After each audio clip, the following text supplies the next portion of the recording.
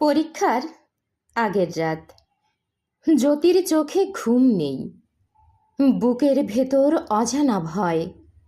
সে কাঁপা কাঁপা গলায় তার মাকে বলল, মা, আমি যদি সব ভুলে যাই, আমি যদি না পারি। মা এসে পাশে বসে আদরে মাথায় হাত রেখে বললেন, জ্যোতি, ভয় পেও না মা, তুমি অনেক কষ্ট করে পড়েছ, অনেক পরিশ্রম করেছ। এখন নিজেকে বিশ্বাস করো, তোমার চেষ্টাই তোমার সবচেয়ে বড় শক্তি। জ্যোতির চোখে জল টলমল করে উঠল।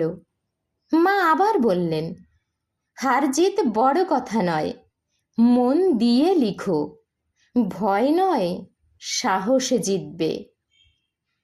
আমি তোমায় বিশ্বাস করি, তুমিও নিজেকে বিশ্বাস করো। পরদিন জ্যোতি শান্ত মনে পরীক্ষার হলে ঢুকল। তার কলমে ছিল আত্মবিশ্বাস, আর হৃদয়ে ছিল মায়ের ভরসা।